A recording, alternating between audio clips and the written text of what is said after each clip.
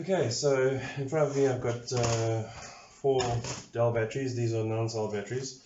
I collect my batteries from e-waste supplies, and they charge a nominal fee for basically the handling and the shipping of the batteries to me, and I recover them. It works out far cheaper than trying to buy new batteries. However, there is the losses in the sense that these are used batteries, and we're going to find some batteries inside here that are faulty or dead. So what you'll need is a nice pair of gloves. You can see that these gloves have well worked. I've stripped over 1,000 batteries with these gloves, and yeah, just to protect your hands. You can also use a pair of water pump pliers. We refer to them as water pump pliers out in South Africa. But they're like this.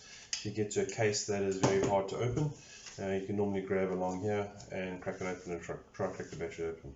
So what I normally do is, there's no right way to do it.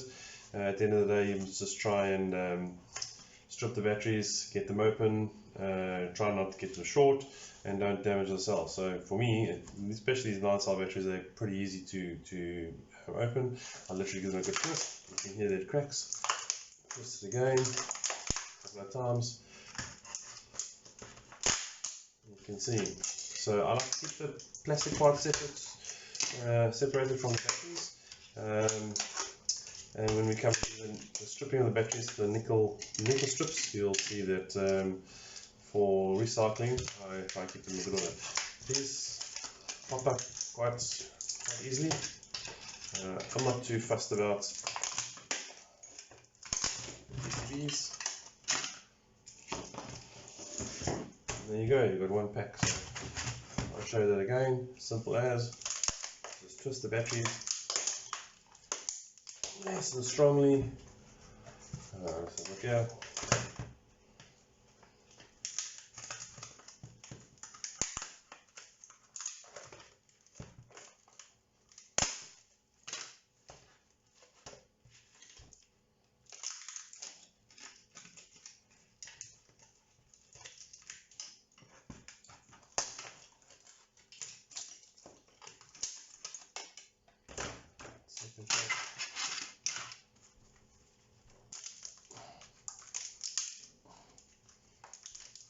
Yeah, this one's a little bit stubborn, not cracking as nicely.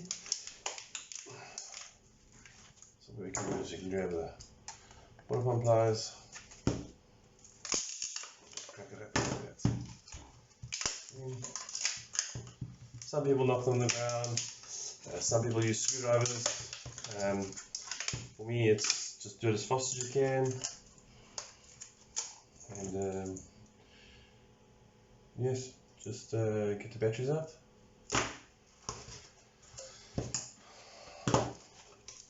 Let's see if it'll strip now.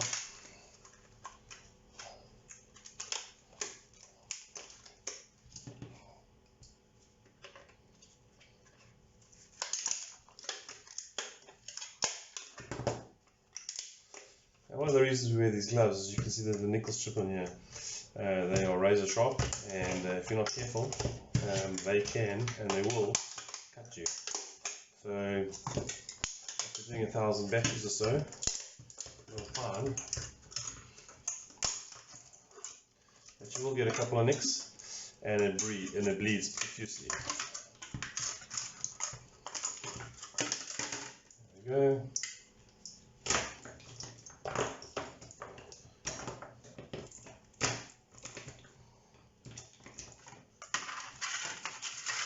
And the last one.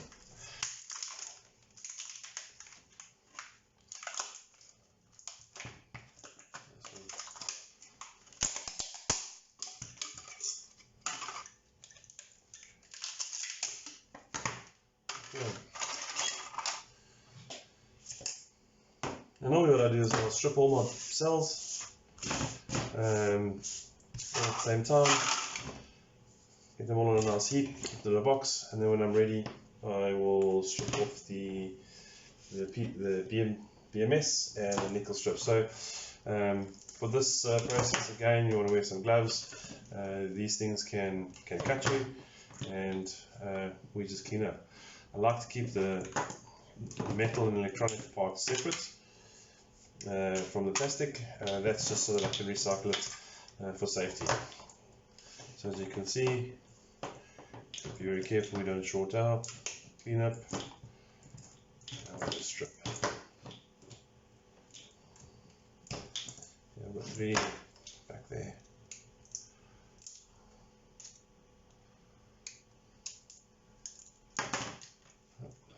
Get this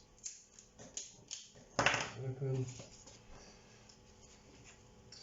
When you're tearing off these nickel strips here at the bottom of the batteries, I tend to find that sometimes, depending on the manufacturers, they've spot welded them pretty darn well, and a few occasions when you rip this away, it'll rip a hole in there, and you can start smelling the lithium or the chemistry from inside the pack, and that's not a good thing. Those batteries you need to discard. I don't know if you saw that spark. That just indicates that battery still got a lot of power, and obviously it wasn't the cause of these battery packs being discarded. Now sometimes the tire pack is fine, the tire pack's recoverable. It just depends on the reason of disposal. Lithium-ion batteries tend to lose their capacity, as in when they initially start out 100% capacity, they'll lose their capacity down to about 80%. And at that point, depending on the owner of the battery or the company, they might discard the battery and replace it with a new one, because it's now lasting, I don't know, an hour instead of an hour and a half or 2 hours. And that's fine. And for Powerwall purposes, that's absolutely perfect. It's more than enough power. We work on numbers, the number of batteries. The more cells you got, the bigger your battery bank, the bigger your Powerwall. We don't really care too much about the ultimate capacity of the batteries. You pick a number. In my instance, I've selected my lowest cell voltage needs to, my lowest capacity of a cell needs to be 1800 milliamps and above. So as long as these, when they get tested, they break out to 1800, I will keep them. So as you can see, again, I'm just stripping out the nickel strips off the battery, and you can see I'm just keeping it in a nice separate pile here. Now I don't go and clean up. You'll see there's a lot of this white stuff on the battery, the glue that they use to stick the batteries within the battery packs. I don't generally clean those up until I've actually tested the cells and seen the capacities. It's just too much work. Once I know that the cell is of a capacity and a size that I'm going to use, and the cell's good, then I'll go and try and scrape some of that the white glue, silicone or whatever that's been stuck to. And these are the last 2 to do for this pack. It is a time-consuming process. Sometimes when I'm in front of the TV watching a series or, I don't know, sport, I can work on some cells.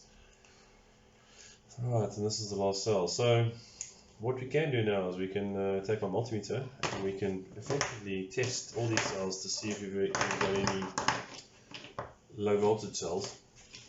And if I find a cell that's dead, so a shorted cell, and I've got no volts, I'll normally pick it at about half a volt. If it's less than half a volt, then I'll throw it away. If it's more than half a volt, I'll try and revive the cell and see where you can go. Now hopefully you can see this.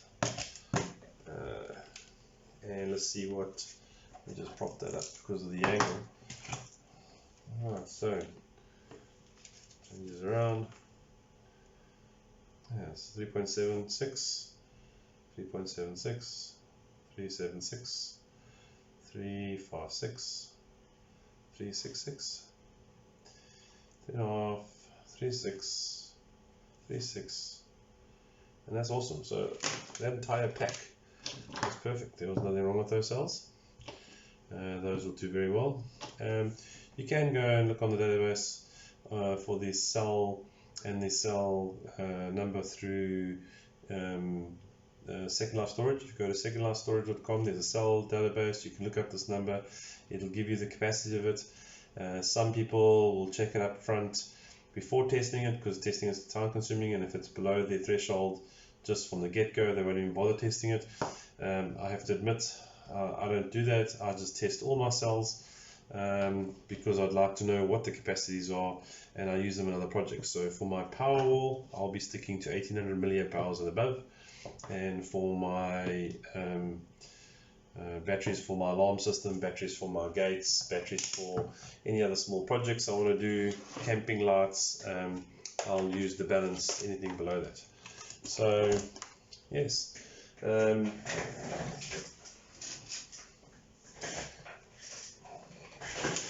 now that I've stripped those cells out, I normally store them in a nifty little these cell holders. Now these are the cell holders that I use to make the Powerwall, which I will show you as I go along. And hopefully you will join me on this journey on building my own Powerwall for my house. My goal is not to go off grid. My goal is to have backup power for my essential loads in the event of a power outage. We live in a country, unfortunately, that our power system and utility is very poorly maintained, and we have a lot of power outages. So for me, the Powerwall will be more of a essentials usage for in the event that our utility Eskom decides to cut us off through their load shedding program. Yes, and that's all. So guys, I just want to thank you for joining me, and yeah, leave a like and a subscribe if you enjoy this video. Leave some comments below, and if I get time, I'll try and respond to everybody. Thanks very much, and I hope you enjoyed it.